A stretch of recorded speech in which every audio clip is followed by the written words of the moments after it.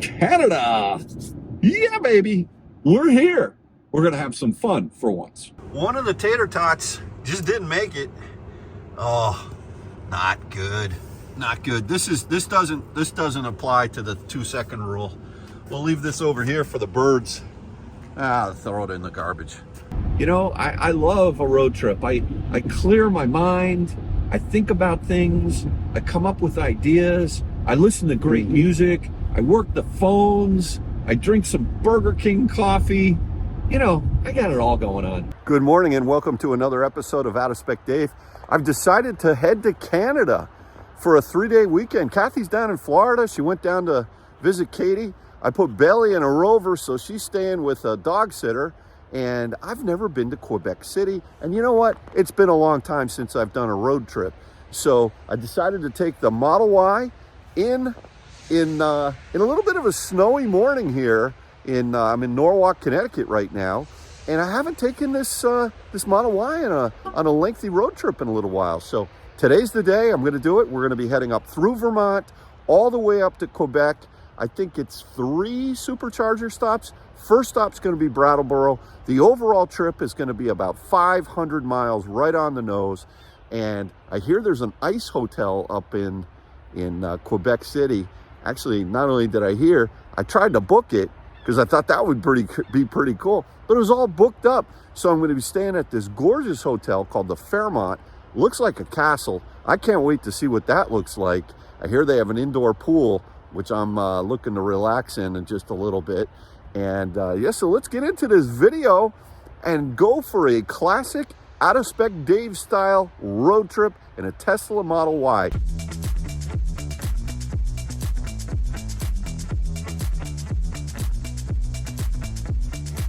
All right, so here it is, the Tesla Model Y. This is a 2023. This is my wife's Model Y long range. It does have acceleration boost. It has the Gemini 19-inch wheels. It's white on white, and it's got 10,659 miles on it.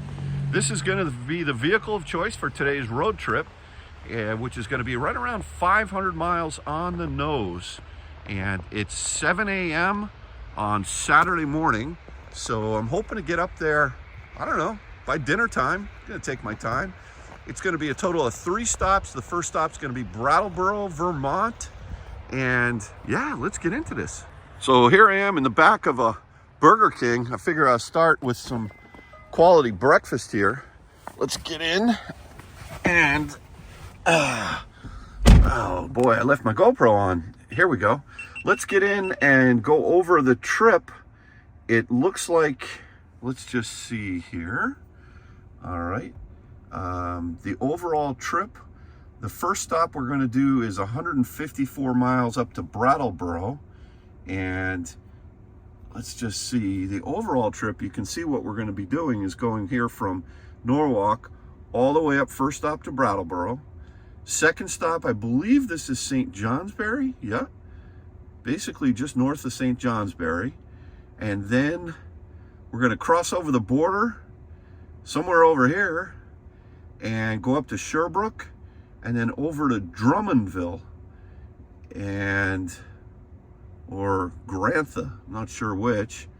Let's see what that is. It's only a 150. We'll probably play around with this a little bit. And then finally, we'll end up in Quebec City. And yeah, I think this is the St. Lawrence River. I'm excited about this. This should be cool. All right, so I got my breakfast of champions. We got the Burger King coffee. And I got one of those crust sandwiches, sausage, egg, and cheese. I haven't had one of those in a long time. And also, I went for this is going to be a big road trip because oh no, they're spilling all over the place. I went for the large tater tots, or whatever they are. And, oh man, they're on the floor. 2-second rule. Yeah, so we're going to get going on this little road trip. It's only 500 miles, no big deal. And we are off. So let's hit the road. We don't need a destination. Let's go where the river's taking us. over fields and through the country, letting go of everything but us. Over the rainbow. If we hold tight, we can chase the Mississippi through the night, hundreds of miles away. All right, so just a quick check-in. We've only gone 40 miles. It's an hour into the trip. A lot of traffic on 95 coming up from Norwalk to New Haven, Connecticut. We've burned a total of 12 kilowatt hours, and we've averaged just over 300 watt hours per mile. Now, when you think about watt hours per mile, what you should think about is the higher the number, the less efficient that you're going to be. So if you're burning, let's just say 500 watt hours every mile, as opposed to 250 watt hours every mile, you're going to be more efficient. Now for a Model Y, 300 watt hours per mile is real good, but we weren't carrying speed. So there's a lot of factors that impact your efficiency in an electric vehicle. Temperature of the battery pack,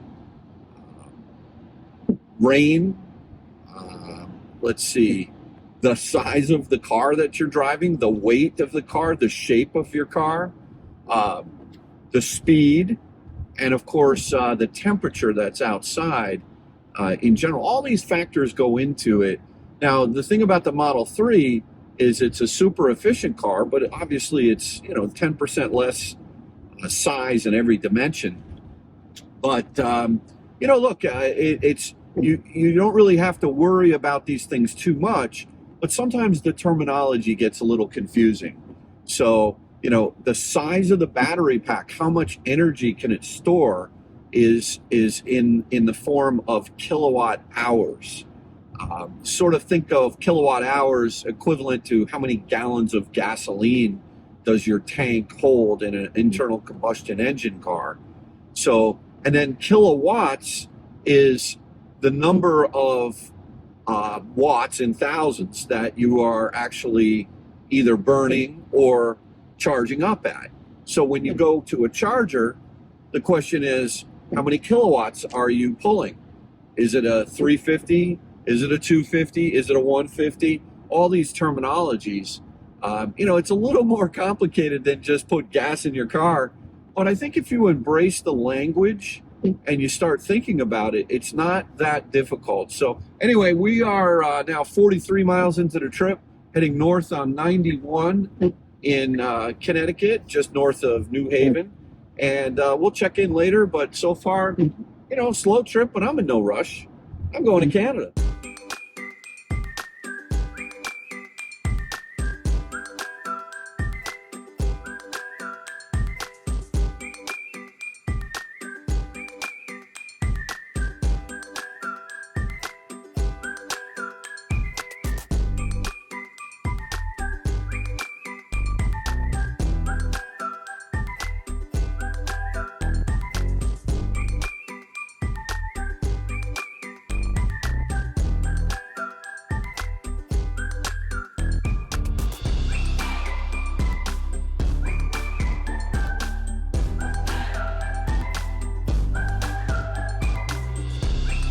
So our first charging stop is going to be in Brattleboro, Vermont. At least that's what the navigation is telling me. I can make it there, but there's a new Magic Dock in Enfield, Connecticut that I want to check out.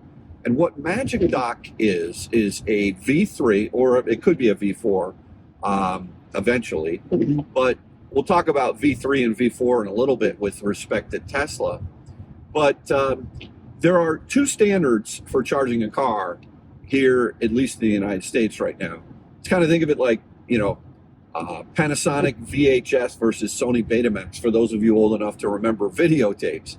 There's CCS and there's NACS. NACS is Tesla, the North America Charging Standard, and CCS is the Charging Combo Standard. Now, there's two different CCSs, one in Europe and one in the United States. The one that we have in the United States has call it the public network. There's a lot of different suppliers out there. I'm interested to see in Canada. I want to check out some of the charge point operators that are up there. Flow is an example. I know they're pretty big up there, and here in the United States, and Electrify Canada. Electrify America is big here in the States. ChargePoint is big in the States. There's a bunch of different ones that are out there. I predominantly have used Electrify America, and I haven't been super happy with it, if I'm honest. The reliability of the charging stations themselves and the number of charging stations that are out there, and compared to the number of cars that are being sold, is a real problem. So I'm sure a lot of you who watch the channel regularly are up on what's happening with all the manufacturers away from Tesla who have decided to join the North America charging standard, and they're going to bring out adapters at some point this year, and that'll allow a non-Tesla car to charge at a Tesla Supercharger. And what you'll see during this trip is that charging at a Tesla Supercharger, at least for a Tesla, is super easy. The car will precondition the battery as long as you have the destination plugged into the integrated navigation in the car, in the Tesla. It will see just now preconditioning battery for fast charging. Look at that. And I mean, I'm 109 miles away from Brattleboro, and it's starting to precondition the battery. So, it's what temperature is it out? It's 29 degrees out, and it's snowing. So obviously, Tesla's just got it so figured out. How far away am I from the charging station? When should I start heating up the battery? It doesn't really tell you what the temperature of the battery is, at least the Tesla doesn't, to my knowledge. I think there are devices you can connect up to it. And then when you get to the charging station, you don't even need to use an app. You just plug it in and it charges. And so, that's really simple. And so, yeah, look, I think though, I do want to stop off at Enfield and check out the new Magic Dock.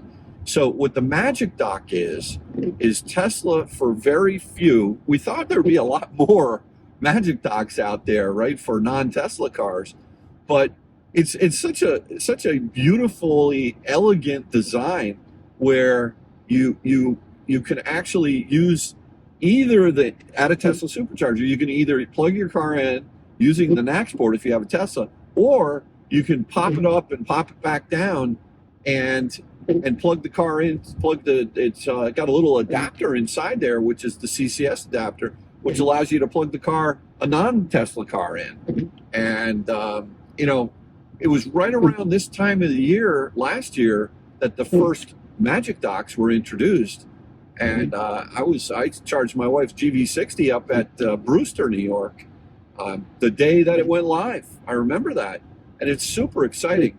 But the whole convergence of the industry changing over to support the NACS network and the charging standard is exciting. But my thought in this trip was I was going to force myself to drive up and not use the Tesla network at all. And the challenge with that is, it's nice you got the Tesla very reliable charging system, but the fact is that you need an adapter called a Charging Combo 1 adapter, and I left that in my Model X. So unfortunately that's out with Kyle. So I am going to charge on this Tesla network going up the whole way and coming back the whole way, but I am going to stop in at various CCS stations. So it'll be interesting for those of you who haven't actually gone on road trips or braved thinking about going further than the tether, if you will, from your home charging or your apartment charging. But no, this is fun.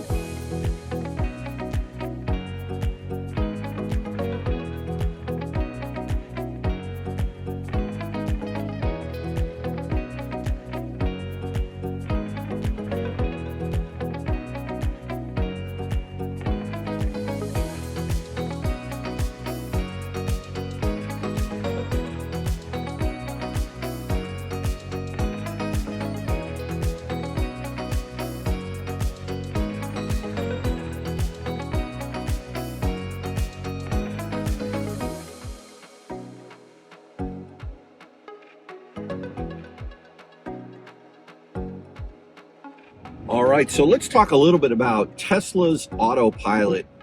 There's 3 flavors of what's called ADAS, or Advanced Driver Assistance. The most basic version comes with the car. It's just called Autopilot. And what that is, I'm driving on it right now. Let me turn this on so I can, and we'll might as well turn on both cameras. Here's where the Merit meets 9091 in Connecticut. So the Advanced Driver Assistance in Tesla, the car comes equipped with all the hardware you need in order to follow a car like a magnet in front, whatever distance you're comfortable with. You can adjust that distance with the scroll wheel on a Model Y or a Model 3, but with the Model S and the X, it's a pain. You got to, like the following distance, you got to go in 3 menus deep in order to fix that. I wish they would change that. I don't know why that's like that in the Model S's and X's, at least the newer ones. But yeah, so what this does is it does lane keeping in the most basic form, and it follows the distance. Now I've got it at a following distance of 5. I'm going to bring it a little closer. 4, 3, 2. It's funny. It used to go all the way to 1. It only goes to 2 now. It doesn't go to 1. There's been a number of releases with the basic Autopilot that I think are probably good. I think they're erring on the side of caution. First thing I've noticed on this trip so far is the lane keeping is very good. I think arguably the best in the business. Although I haven't driven every latest version of Super Cruise or GM Blue Cruise and all that, they're pretty good at lane keeping. I mean, it used to be that Tesla was the only game in town when it came, oh, you have a self-driving car or whatever. I remember back in the day when, Tesla came out with lane keeping and all of that. But a lot of manufacturers now offer that. But the thing that's really interesting is there's a little camera right up here above the rearview mirror that keeps an eye on you to determine a little fender bender over there. It keeps an eye on you as to whether or not you're paying attention to the road. And back in the day, and I'm talking about like 2 months ago, maybe 3 months ago, this Tesla system would let you sort of look around and, not pay attention to the road all that much. I'm just gonna take over here. It's a little tricky. At the end of the day, you have to remember one thing: you, the driver, me, I'm in charge of this car, not the ADAS system for any of these, whether it's enhanced FSD or just basic Autopilot. I'm the driver. These are enhanced systems to enhance the driving experience, to make you get there a little more relaxed, and they work really well. But this camera is keeping a closer eye on me than I've ever noticed. The nanny, if you will, she's always looking at me, and if I'm not looking at the road, it's pestering me loudly. Now, when I had a Lucid Air, that thing did the same thing as far as lane keeping and basic Autopilot. It didn't do lane changes, and I still don't think Lucid does lane changes. Here in the Tesla, you can pay for lane changes with enhanced Autopilot. You just upgrade. I could go online and upgrade it, or I could use referral credits and upgrade. Let me get by this logistics truck. Hello. All right, we're going to put the windshield wipers on a little bit stronger. Let me go to auto. We're running into some snow here. It's kind of soupy out, 28 degrees, still a little wet. But in any event, this nanny she's definitely looking at me. So I threw it into Autopilot right now, meaning lane keeping and ADAS. And I'm just going to look away here.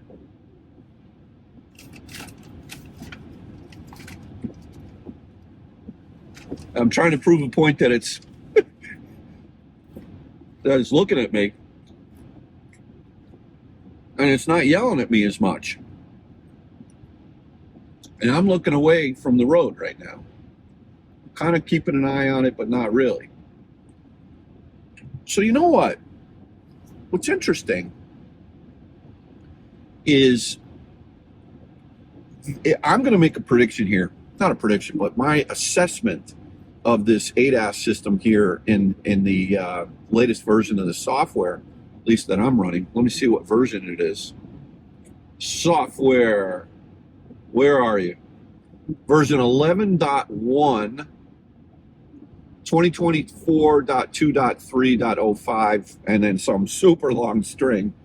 I think what's happening is, under certain circumstances, this car is seeing everything that's around it with cameras. It's vision based. And maybe what it's doing is it's making a judgment call for the traffic conditions that you're in, the speed that you're going, how many cars are around you. If you're not paying attention for 5 seconds in one set of scenarios, it may chime at you. But in other situations where it might not feel the need to tell you to pay attention to the road, my observation is it is determining. It's not telling you as often. So there's a lot going on here. I've got to really pay more attention to this as I use this ADAS system more and more here. I'll report back. But yeah, so anyway, the basic Autopilot does not do lane changing. And so many of you who are Tesla owners know this. I personally, I don't really want the full-blown, full Monty FSD. To me, that's a bit gimmicky. I'll let others kind of play with it. I like it as a party trick to see what it's doing, and I'm fascinated with the technology. But driving in the city with the car itself, it's just a little too premature for me and my comfort level. I'm going to drive in the city. But enhanced Autopilot, what that does is it adds lane changing. So here we are driving down the road, and if I put the turn signal on, what will happen is, as soon as I give a little torque, I have to manually take the lane myself. And then once I go over to the other lane, I have to re-engage the steering. Now there's a little steering signal or indicator on the screen over here that when the car is doing auto steering, it's blue. And when your car is not doing auto steering, it's not blue. And so I think they could make that bigger and more evident, in my opinion. But we'll do another lane change up here when I take on this MDX. But what you will see is it's very smooth when how much torque you have to put in to take the lane. Put on my turn signal, just a tiny bit of torque, very smooth. I take the lane manually, turn my turn signal off, but you'll see that blue light on the steering wheel is not there. And what you have to do is you have to double click down and re-engage Autopilot, or the lane keeping functionality. When you buy enhanced, I can't remember how much it is. I think it's maybe $6,000 or something like that. They've been playing around with the numbers, with how much it costs. Let me go and see how much it costs. Upgrades. Full self-driving capability. Oh, you can just subscribe to it, yeah, per month, $199 per month. But you can pay for it for the whole car. I'm not going to do that. But if you do have referral credits, you can get free full self-driving if you want. Full self-driving comes with enhanced. But what I do like enhanced Autopilot in the sense that it does give you lane changes. So what that means is that when you put on your turn signal, the car will take the lane and then it will recapture the next lane, as opposed to you having to re-engage, turn your turn signal off and then re-engage. Now, the reality is, if I'm going to spend $6,000 on anything, I'm not going to spend $6,000 on that. I'm just going to use basic autopilot. Don't throw your money away. You may want to try it out for $199, right, for a month. Or if you get referral credits, you can use those to purchase FSD or even just enhanced through the referral program, and try it out and see what you think of it yourself. But yeah, for sure, that camera, at least earlier, was watching me a heck of a lot more than it is now. And I'm gonna go around these guys. All right, oh, look at that. See, braked. Good Tesla. Junebug saw that I was gonna crash into that GLC 300. No, I was just braking, no big deal. But wow, it is beautiful out up here. And the snow is flying, but the roads are in good shape. So I'll check back later.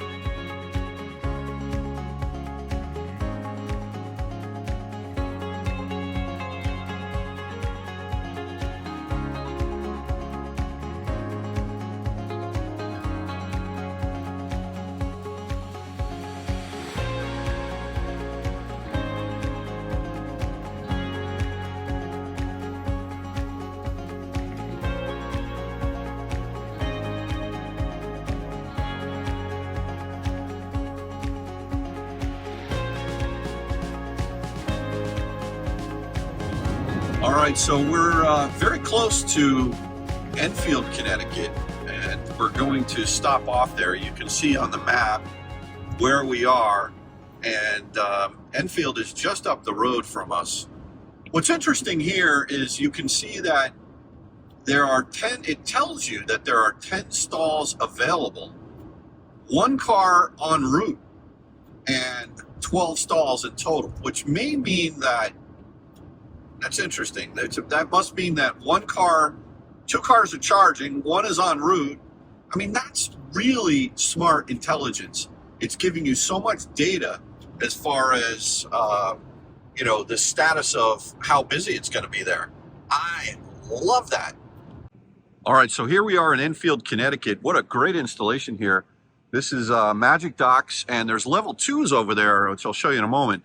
I have gone onto my app and I've authorized this Magic Dock. You'll see that this is much bigger than it normally is at a regular supercharger. This is a V3, but basically once you authorize it, you push up and you pull out. Actually, push up. Let me go ahead. Let me authorize it again. Hold on one second.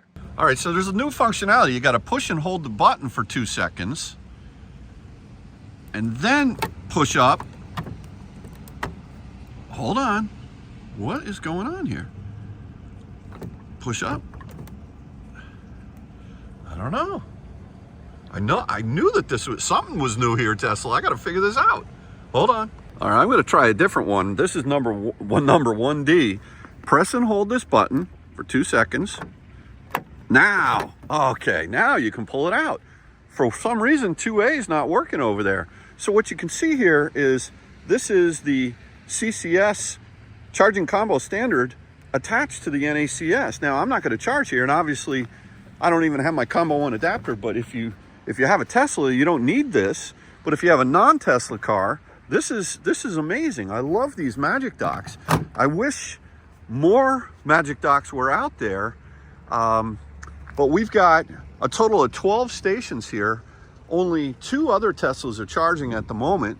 It's snowing out here, but look at this installation over here. It's great. At the Big Y here in Enfield, we've got these EV level 2s, which is nice. If I had the ELR, I could plug in right here and charge that puppy up, which would be good. But yeah, nice installation here at the Big Y in Enfield, Connecticut. On my way to Canada, I'm not even going to charge. I'm at a 50% state of charge. I don't need any juice. Although, you know what? I think I'm going to go into the Big Y, pick up a bottle of water or something, and always be charging. So I'm going to plug in. Now, in my case, I just need to, hold on there, folks. Hold on. Car's locked. There we go. All right, so we'll just plug in right here and take a walk over to the Big Y, get some snacks while I'm getting some juice. So I picked up some grapes. Good food for the road trip. And what I want to do is I want to check out, I heard that you may not need the app anymore for the Magic Dock. So I kind of want to check out just to see if I can hold in the handle or the little button for 2 seconds. And if that releases it, maybe you don't need to use the Tesla app anymore. So let's check that out. All right, so let's try this out. This is 3D. Here we are. I'm just gonna hold this button in.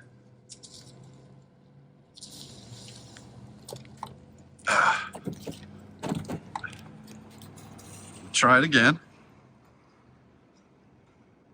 No, that didn't work. Let's try this one here, 3C. Just hold the button in for 2 seconds. There we go. Push it up. There you go. Look at that. So you don't need to use the app anymore to unlock it. So if your car has plug and charge, meaning you can just plug that in, then that's one less step. You don't need to authorize the release of the Magic Dock within the Tesla app. I like that. That's beautiful. All right. All right, so let's unplug and get on our way. I wonder what state of charge we got up to. All right. Well, let's just put that back up in there. See you later, Enfield, Connecticut. It's time to rock and roll. Let's go. All right, well, you can see one of the tater tots just didn't make it. Oh, not good. Not good. This doesn't apply to the 2 second rule. We'll leave this over here for the birds. Throw it in the garbage. By the way, I like this. They have garbage pails here at the Tesla Magic Dock. Beautiful. Real nice install. Friendly people in the Big Y. You got a Walgreens over there. You got it all going on. This is a great stop. I love it. Enfield, Connecticut. All right. So as we pull out of the Enfield Supercharger, we are going to head up to Brattleboro, Vermont. We're 53% state of charge.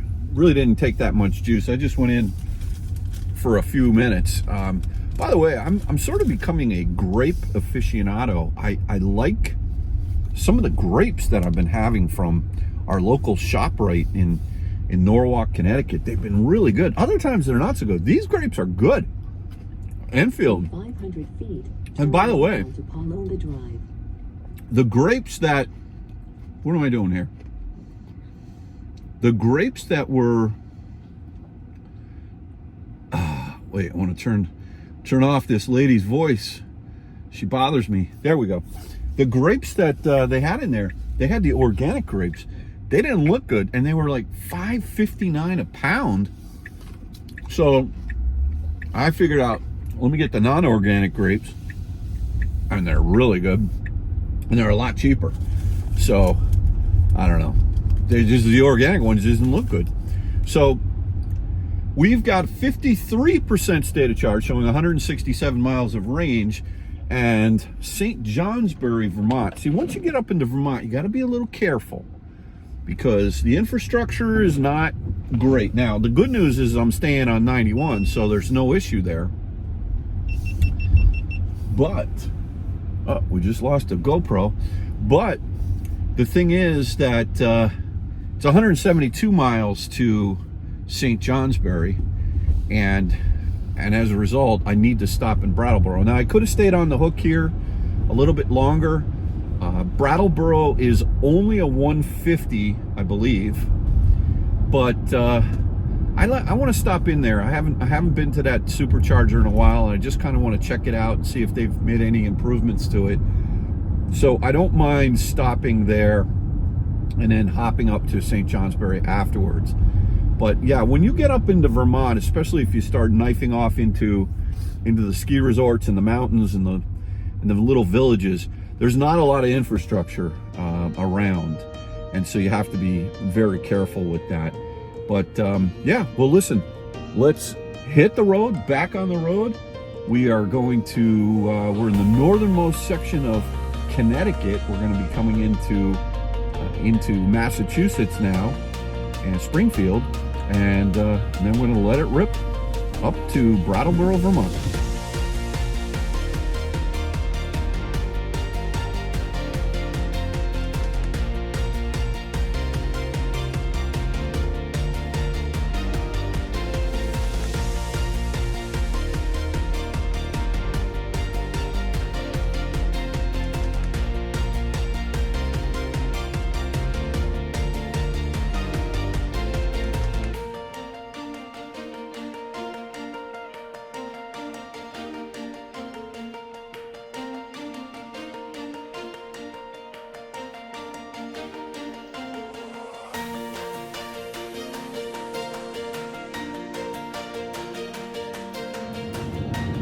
All right, so just a quick trip update. We've crossed over into the state of Vermont, and I love Vermont.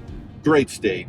This is the only state that stands between me and Canada, and we've got 58 miles left on the clock, in the range, 18%. We are only 3.5 miles outside of the exit to get off for Brattleboro. The Brattleboro charging stations that I went to the last time were 150s, and they've got now 14 or 16 stations. How many stations there? 16 stalls, and they are 250s. So we're definitely going to get off here, and the reason for that is because St. Johnsbury's a bit of a hike up the road. So let's go over the trip so far. We are 156 miles into the trip. It is 10:15, but on the road for 3 hours and 15 minutes. Again, not going fast, a lot of traffic down on 95. It's a beautiful sunshiny day now. Here, let me turn on the cam so you can see. There you go. Look at that. Beautiful. You got this gorgeous rest area here. Let me straighten that camera out there a little bit.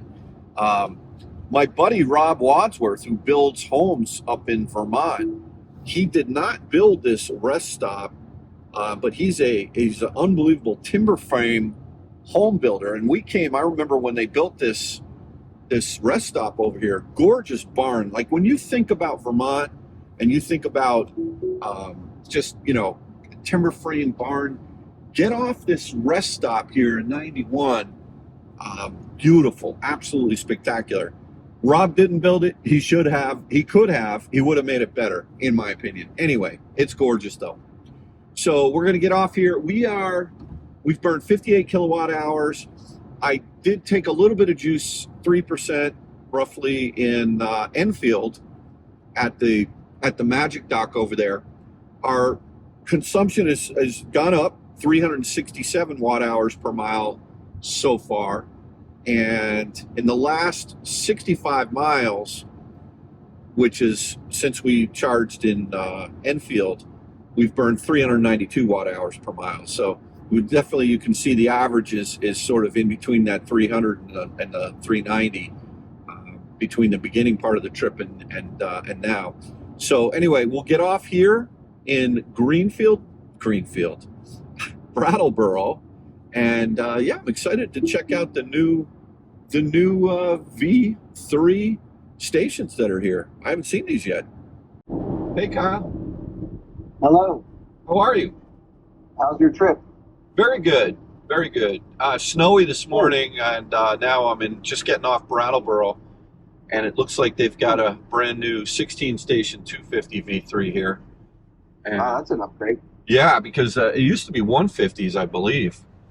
Mm-hmm. So did they just expand the existing one or add another one? I don't know. I'm about ready to pull into it. 2 dots on the map?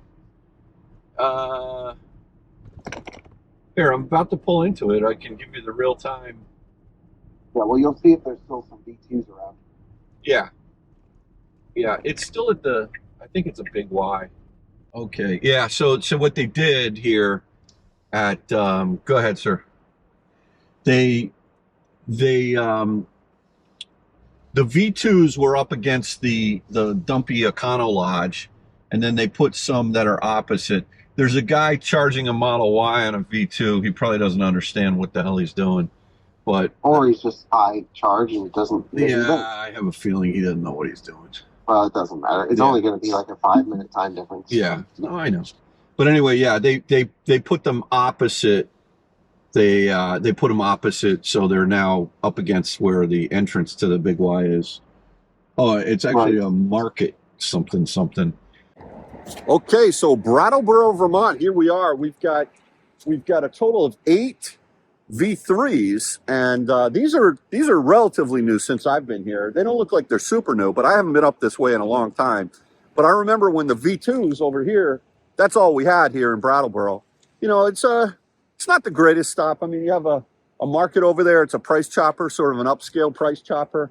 There's a Domino's Pizza. There's a Brugger's Bagel. You got a Walgreens. It's okay here. It's decent.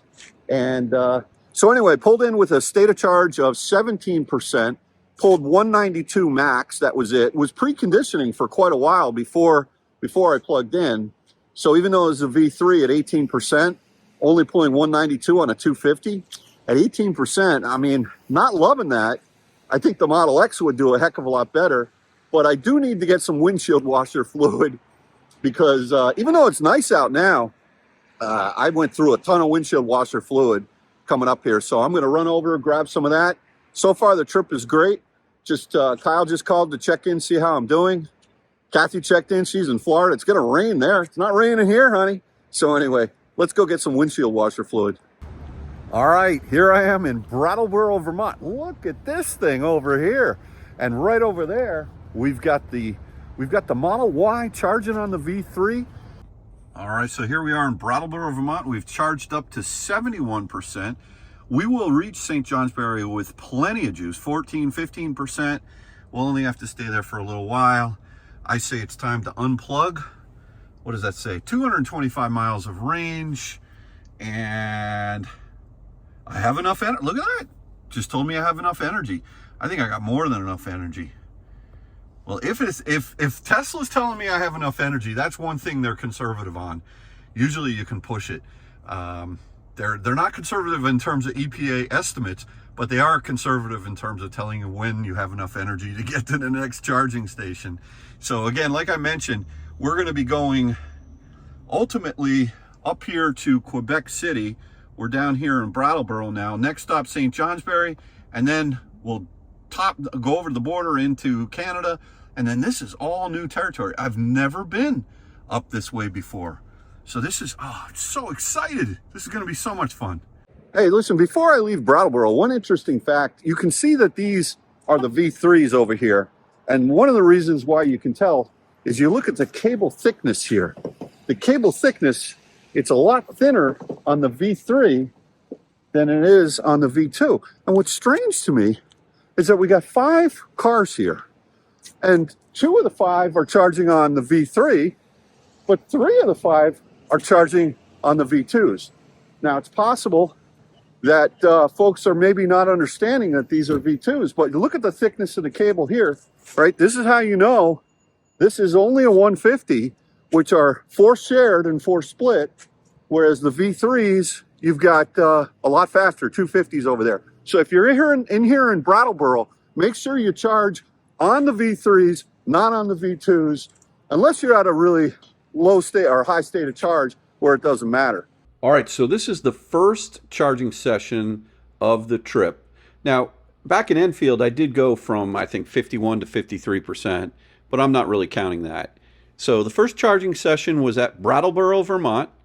I pulled in at a state of charge of 17%, which you can see right here. I charged up to 73%, 56% of the battery pack, 22 minutes. You can see that the peak charging that I hit on this session was 199 kilowatts, average 116, And at 50%, well, roughly 49%, 50%, at 51%, you can see that the battery was getting 107 kilowatts, which is about typical for this Model Y, 2023 long-range Model Y. So, look, this is a decent charging session, not great. You can see that when I initially plugged in at 17%, it pulled 192 kilowatts, and then it went up to a peak of 199. Even though I was plugged in and preconditioned all the way to Brattleboro, at 17%, it should be pulling 250 plus, right? So not a great charging session. It was pretty cold out, which is good, but the battery had plenty of time to precondition. So anyway, that's the first charging session. We added 176.71 miles, and this car has just about 10,800 miles on it. All right, so as we pull out of the Brattleboro station, this gentleman right here in the white Model Y, he's had his car a year and a half. He said he mostly charges at home, which is great, but he did not know. He overheard me doing that little session right there, and he was like, wow, that's really interesting. Thanks for, I hope you don't mind me overhearing you. He said, how can you tell the difference? And it's kind of interesting because with, I showed him how the cable is much thicker on the V2. His comment was he would have thought that the cable would have been thicker on the V3. Logically, you would, but that's just not the way it is. So anyway, and what's also interesting is that when you look at the app online, it just says it's a 250. It doesn't tell you which is which. So anyway, he was at a relatively high state of charge. He was just running into the grocery store. But, it's interesting how these little subtle things, even within the Tesla world, he did understand the concept about the sharing of the cabinets on V2s.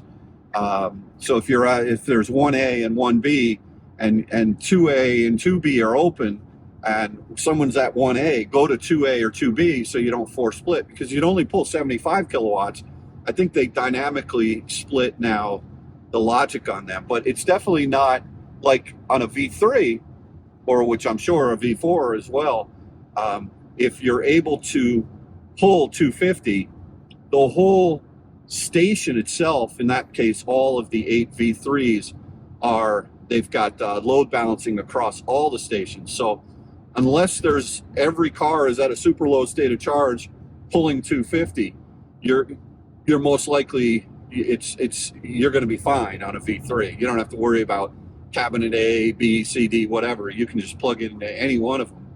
I have seen situations in the past where you haven't been able to pull 250 even though the car is asking for it, because the whole station is not able to put out that much power for all the cars that are plugged in at that time. But it doesn't happen often. So anyway, back on the road, we're heading north. Next stop, St. Johnsbury, Vermont. I'm getting excited here. This is awesome. I got myself a bagel at Bruegger's Bagel. Went with the garlic toasted with butter. Here's a funny thing I've never noticed before, but I put the wipers, so let me throw this on here. I put the wipers into the service mode because I wanted to wipe them off, and every once in a while it's good to get the grime off of them. And they're stuck in the wiper mode, like up now. And if you turn them on, oh wait, hold on. No, yeah, they don't work. And when I go to service mode here, I can't deselect. I gotta get off this exit. So in order for me to use the wipers, don't forget to take your wipers out of service mode before you drive, because I did not know this. Tesla does not let you change the wiper mode while you're in gear. You got to be in park. So there's Brattleboro Ford. Oh man, this is my old stomping grounds here. We used to have a house right up the road here in Stratton, Vermont. So let me pull over here into the mobile gas station, and we're going to go ahead and put the car in park, and I'll show you what I'm talking about. So as you can see, the wipers are up, and that's the way you get to that is you go down here to service, and then you go over to the wiper mode. But if you're in drive, it doesn't allow you to do it. So as soon as I put it in park, there you go. Now I can actually take it out of wiper service mode. Wow. Hello. What is going on there? Okay. We'll just put it in an auto down here. It was set on speed number 4. Yeah, so anyway, little trick there. Now what they do is they get tucked underneath the hood, so you get a little bit better wind resistance and all that good stuff.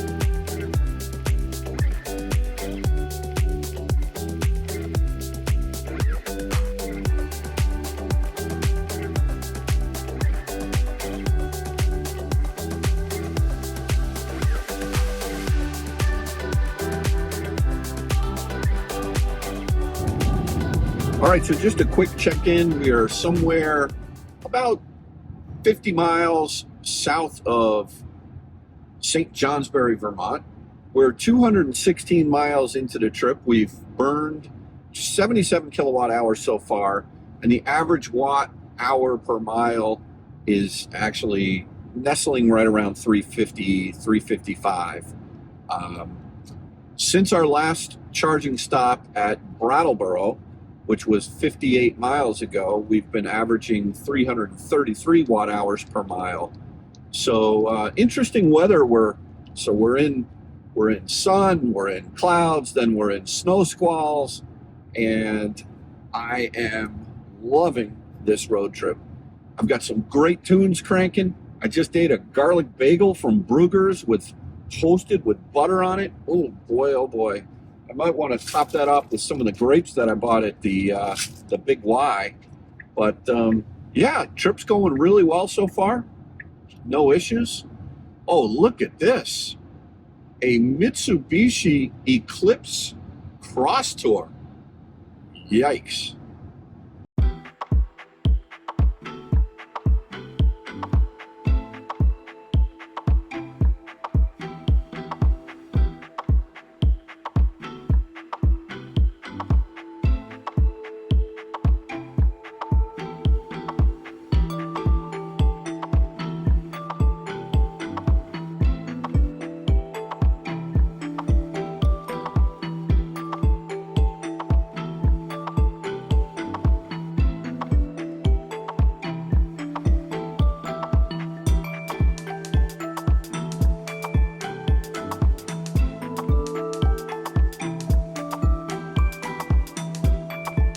All right, so you know me and road trips, I like to take some detours once in a while.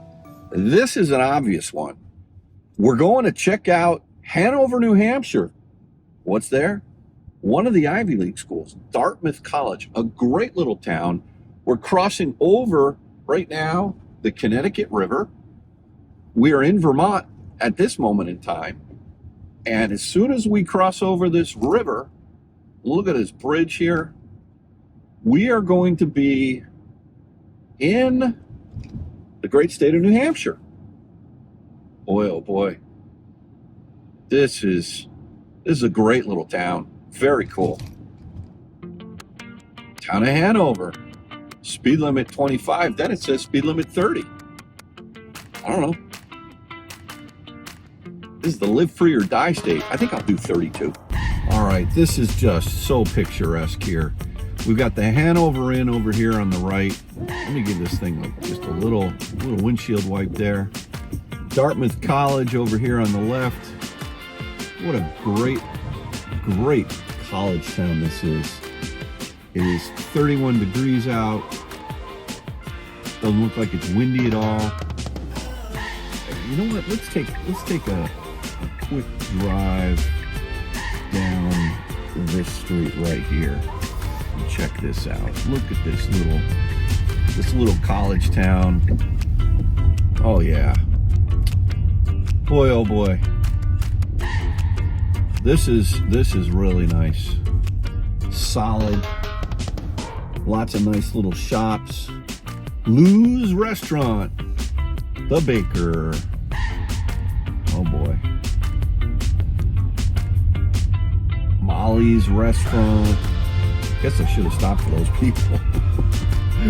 But people are out walking their dogs.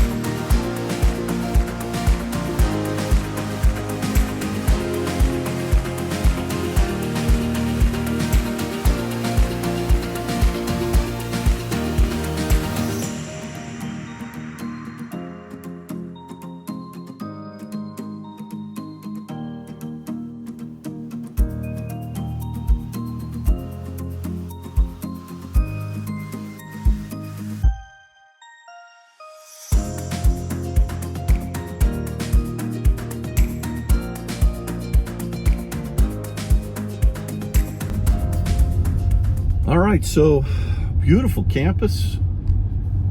Nice little sports facility. I checked out their football stadium. Not huge, but Ivy League size, you know. Not like what you see down south, like in Athens, Georgia, with the University of Georgia, or, you know, perhaps the University of Tennessee, or some of the Florida State or University of Florida stadiums. Not big like that, but what a great little town. It's all buzzing. It was not snowing when I was driving through the campus, and now it is. But let's get back on 91 and continue up to St. Johnsbury. What a great little town. Dartmouth College. All right, so here I am in Norwich, Vermont, and one thing that I need, great little store, and they're super friendly, is I need some windshield washer fluid, and this is where it goes. So I'm gonna make a mess here. Probably gonna fill this tub up and we can go for a swim, but let's give it a shot. Actually, not doing too badly. Didn't make that much of a mess. This is years of experience here, folks. Now, this is high quality content right here. This is why you come to Out of Spec Dave, because we do it all. You gotta love these New England towns with these cork boards out here with all the little things that people post up here about what's happening in the town. You got your little papers down there, all kinds of stuff. This is pretty cool. I don't know what these lockers are for. Oh, curbside pickup. Look at that. You got your FedEx. There's a free library over here. What is, look at that. Free library, but check this out. A piano. Right in the middle of nowhere. All right, now we've seen it all. Used eyeglasses. Boy, this is pretty cool. And I love icicles. Don't you just love, oh, let's grab an icicle. Oh yeah. Look at that thing. This is something I've never seen before. The wall of kindness. Take a coat if you're a cold. Leave a coat if you don't use it anymore. Look at that. People leaving coats and sweaters, shoes. Man, there's even a, what is this? There's even a dodgeball. Super skin dodgeball there. They're done with that. Whoever needed it. The wall of kindness. I like that.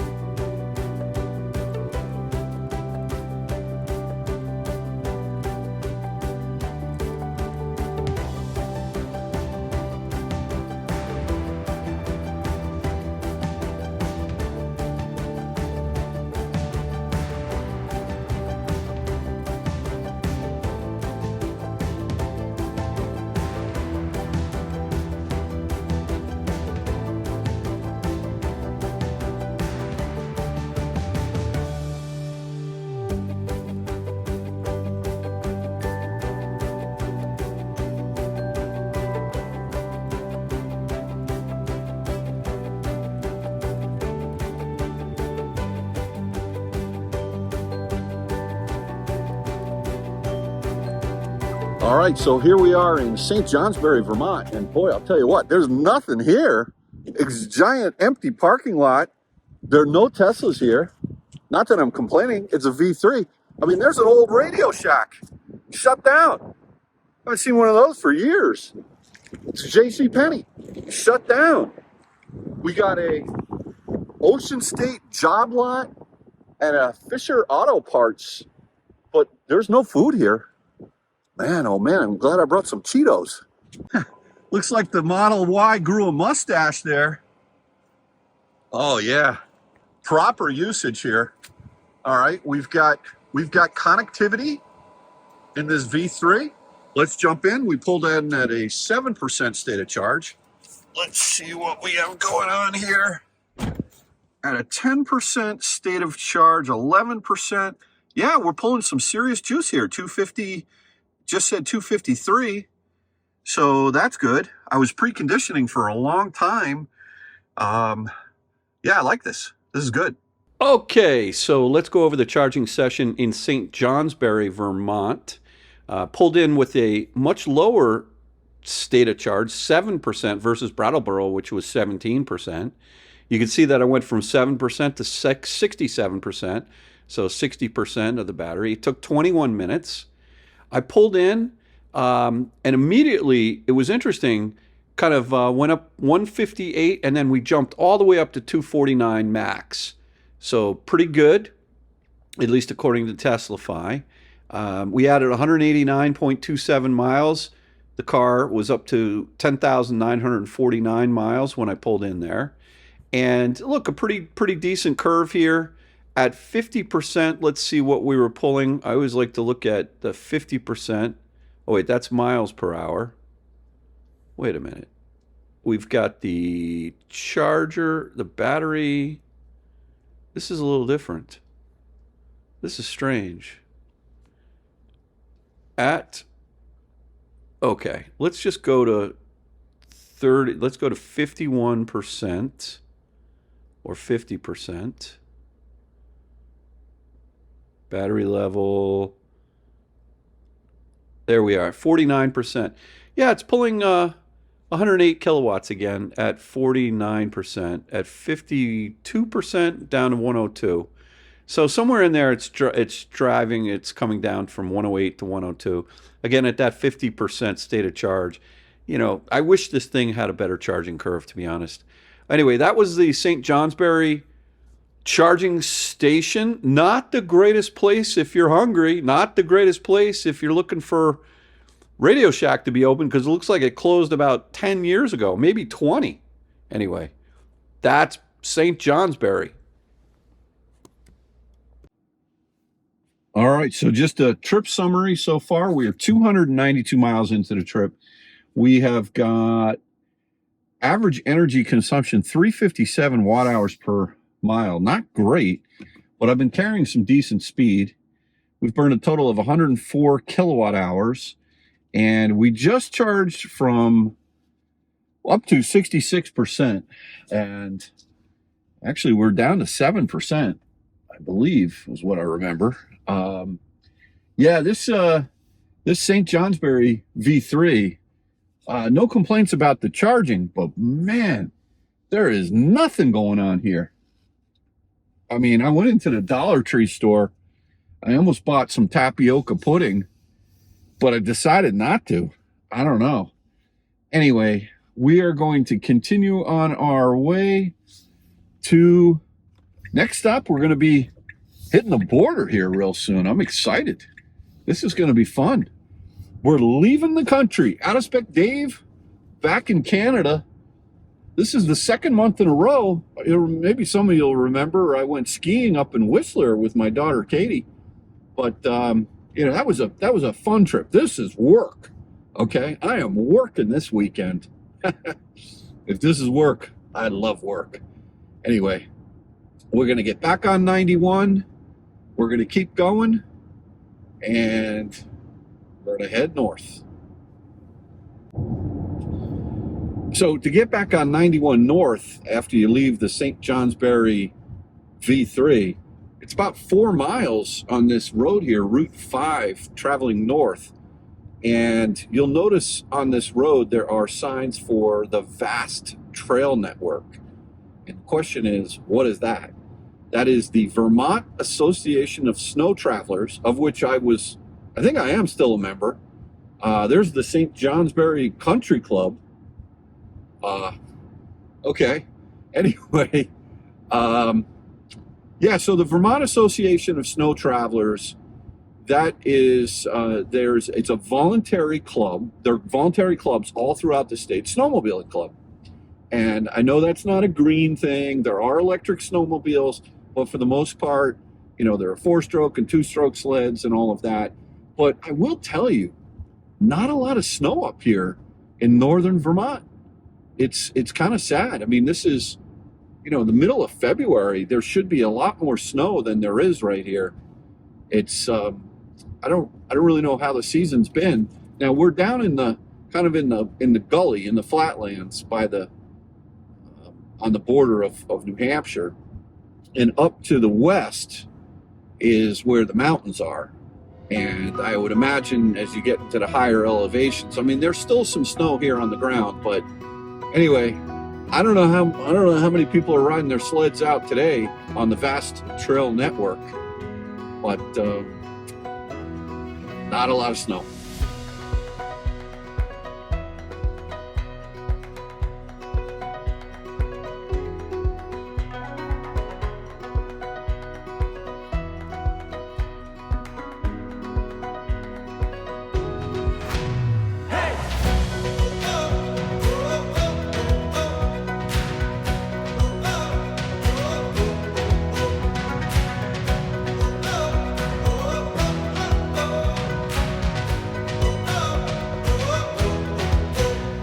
Now we're talking. We're up at a higher elevation.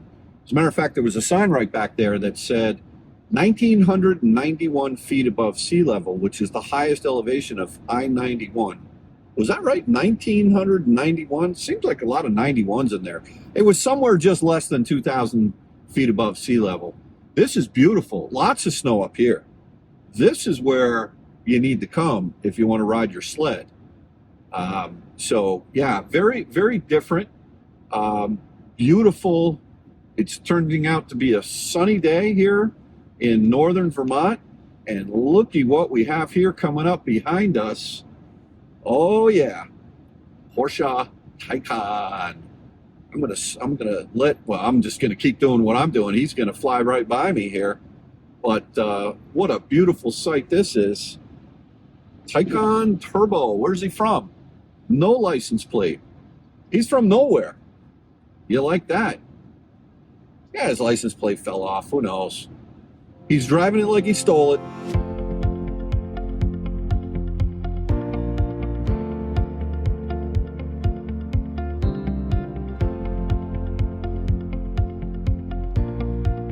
All right, so here we are in right on Derby and Newport, Vermont. I've actually trailed my sleds up here to Derby and ridden snowmobiles up this way many years ago. Kyle was with me, absolutely. I remember Kathy was with me as well, and a couple of buddies. We had a good time. This was just a different area to ride the sleds, but within the next few miles, maybe 2 miles or so, we're going to be coming into the Canadian border, which is the Derby line, which is Rock Island. And I'm not really sure if I'm going to be able to keep the cameras on, probably not. But I'm curious to see what it's like. Yeah, the Derby line is 5 miles away. So Sherbrooke is 32 miles away.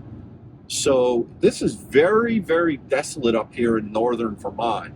I'll be curious to see what the population, or what the concentration of businesses and roads and housing and what have you once you go over to the border.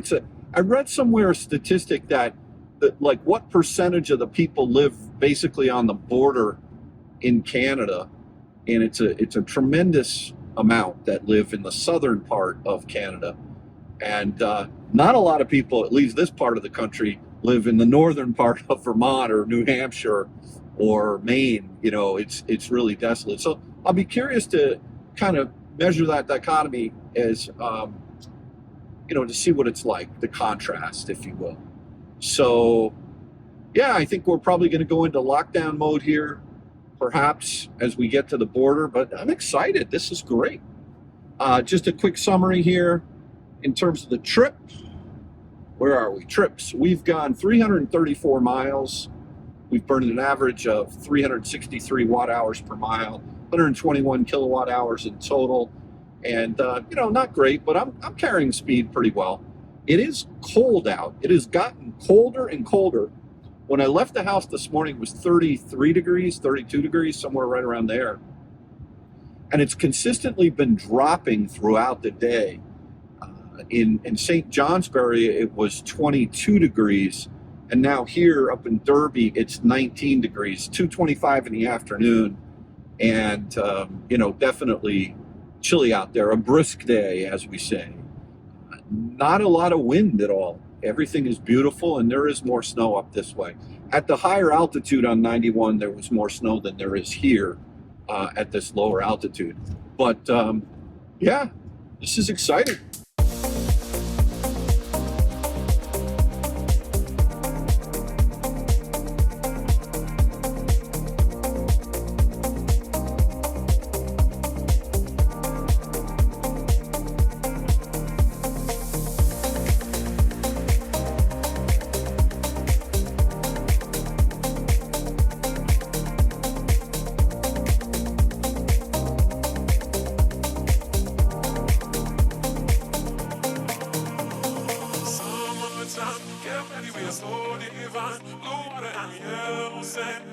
Just you and me.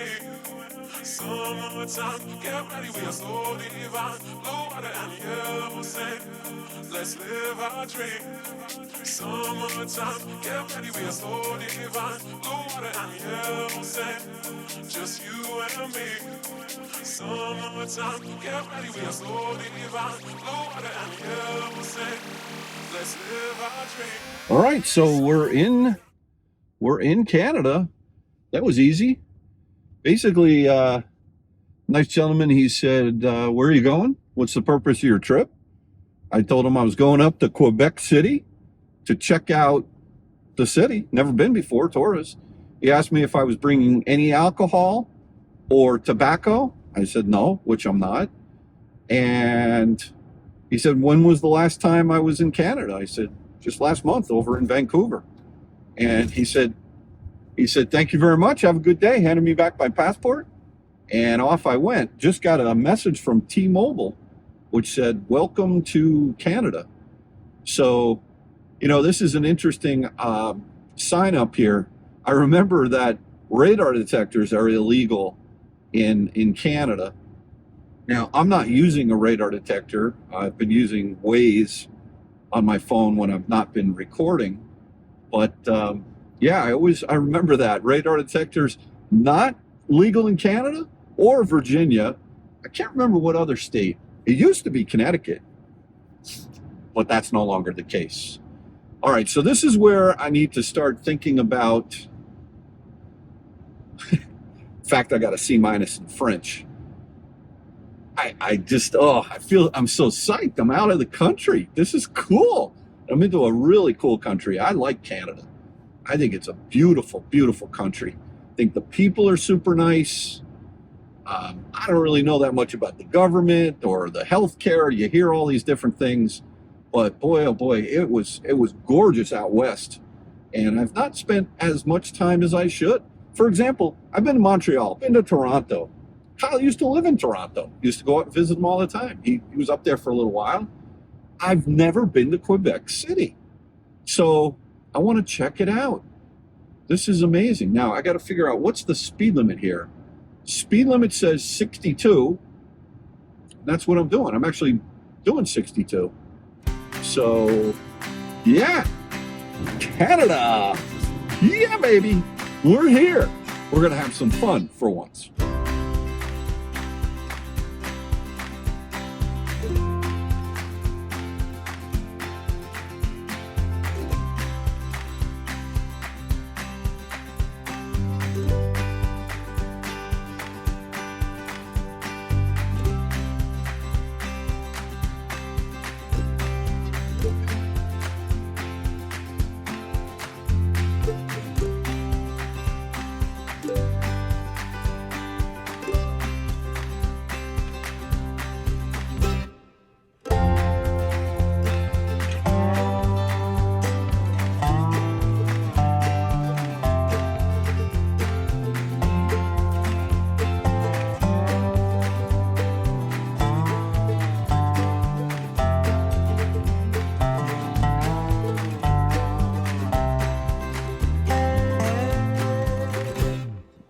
All right, so here I am in Canada charging up the beast over here, the Model Y.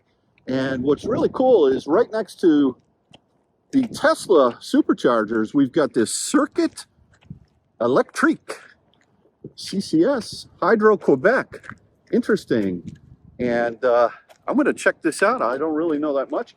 It says 50 kilowatt, 100 kilowatt. And we've got 1, 2, 3, 4, 5, 6 of these right here. And believe it or not, over by that A&W root beer, here I am in Sherbrooke, Canada. There's a couple level 2s over there. So there seems to be a lot of infrastructure here. These look nice. 50 kilowatts is not fast, obviously.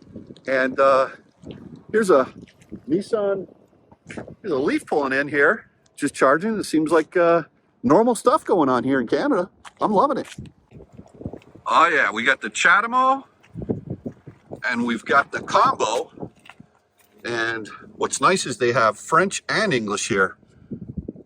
But my understanding is that a lot of these units don't have credit card readers, so you got to use an app if you don't have plug and charge or what have you. So it's kind of interesting.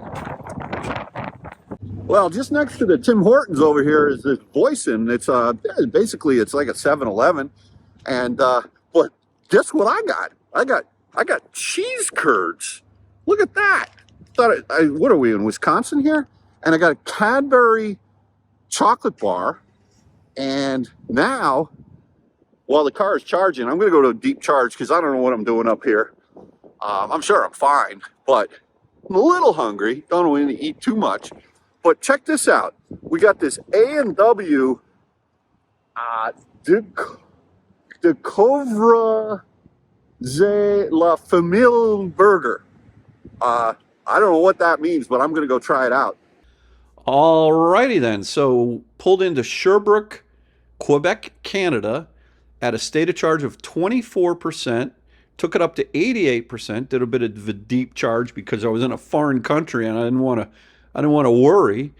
Took on 64% state of charge. Hit a max of 219 kilowatts. And added 204.55 miles. Now, let's go over here and look at a battery level of 51%.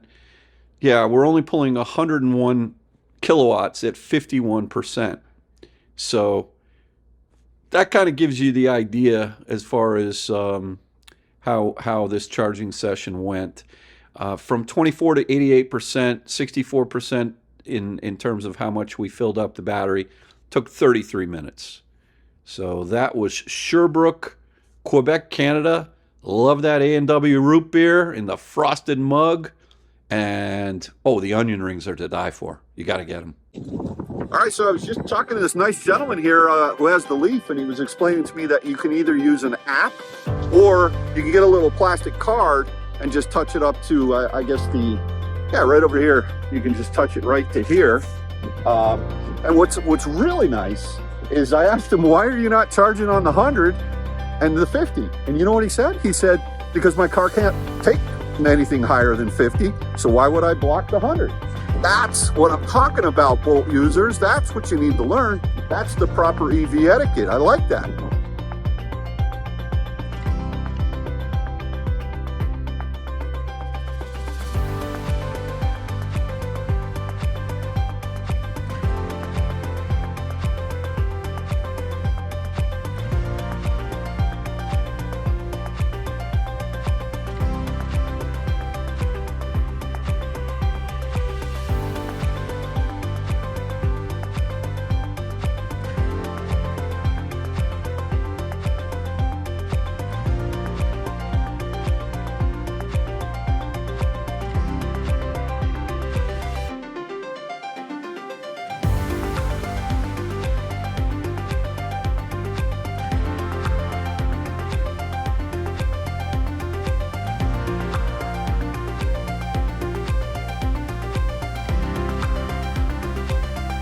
All right, so just a quick update on the trip so far. I am actually almost at the hotel. I'm pretty excited. I've been listening to podcasts and YouTube videos, just listening to them on the history of Quebec and also Quebec City as they say, I guess. And it's very interesting to me. So I can't wait to see sort of the old section of the city, the walled city, and the Fairmont Hotel where I'm going to be staying in tonight. I'm really looking forward. Nice Civic, ripping it. So a little bit snowy up here in the Great White North, but not a huge amount of snow. The roads are fine. We're carrying good speed. And let me just go over the trip. So far, I've been on the road now 475 miles. I thought it was 500 miles, but I've got another, how long do I have to go? Another 48 miles to go. So it's another 50 miles or so. And let's just see. Yeah, so 525 miles is what it'll be. But yeah, I'm excited to see the city. It's getting dark. I've taken my time today. I've really been stopping off and just sort of soaking in all the sights. It was nice seeing Hanover today earlier, and crossing over to the border into Canada was a lot of fun. And I feel excited about experiencing a place I've never been before. I don't know about you, but I think it's fun when you go to new places and you explore.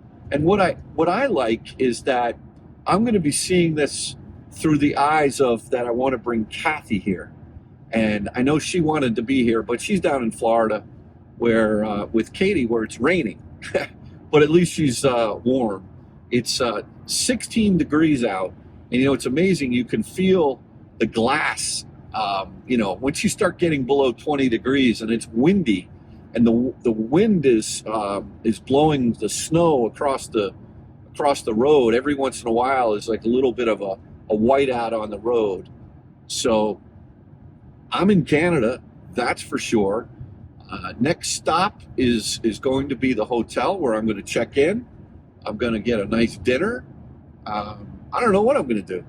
Probably just walk around this gorgeous hotel that was built. My understanding, it was built by the railroad to encourage people to come visit Canada and this grand hotel. And it sounds like there's a lot of hotels that have been named after or designed after what is called, affectionately called, the Castle.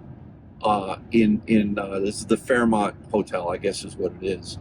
So I'm excited just to explore the hotel and see what that's all about tonight, and then probably tomorrow walk around the old city, and then I'm going to start on my trek home a little bit early because I don't want to get home too late on Monday. So yeah, this has been a lot of fun for me. I don't know about you, road trips, I just clear my head. I think a lot. I come up with some ideas. Like I said earlier, I work the phones. It's great. But yeah, trip's not quite over yet. We've got another 45 miles. What's interesting is it says 58 minutes, 45 miles. So maybe there's a little bit of traffic as we get closer to the city. We'll have to see. A lot of EVs up here. As a matter of fact, I got to research this, but I drove by what appeared to be a bus, a 100% electric bus manufacturing company. They had vans and school buses and all of that right along this road that I'm on, whatever this is. I think this might be 55, I think. I don't know. But yeah, that's cool. If I had more time, I would have stopped in there just to check out what they're doing. But I'm on a mission, so let's keep pressing it. This once I get to the hotel, this will end this first part of the video, which is the drive from Connecticut up. So anyway, onward and off, onward and upward, onward, yeah, and upward to Quebec City. Here we go. All right, so this is it. I am driving along the St. Lawrence River on a beautiful road here. We've made it to Quebec. This is awesome. Really incredible. Can't see much. Pretty snowy the last leg of the trip. That road up from wherever the heck I was, it was just windblown and cars were flipping by. I mean, like nothing, right? You know, these Canadians, it's nothing. Little snow, floor it, keep going. I mean, I thought I was from New England, but no, anyway, it wasn't that bad, but I was taking it easy, taking in the sights, listening to some tunes, and yeah, I'm just arriving here in the downtown section of Quebec City. I'm so excited. I'm really just going to explore. I'll sign off for now, and I'm sure there'll be a little montage maybe at the end, but thanks for watching another episode of Out of Spec Dave. I'm sorry I wasn't able to charge today with my CCS adapter, although in hindsight, I'm pretty happy I didn't. I just did the Tesla. I didn't even think twice about it. Super, super easy. You know, I probably charged a little too early in Canada, just my last stop. But yeah, 24% state of charge. That's I was on the phone with a buddy of mine in California. He's like, Dave, that's not out of spec style. But you know what? A little bit of a different road trip for me today, which is fine. So anyway, enjoy the sights that you'll see here. And I am going to get a good night's sleep and wake up tomorrow, do a little bit of exploring, and then I'll think about going home, maybe.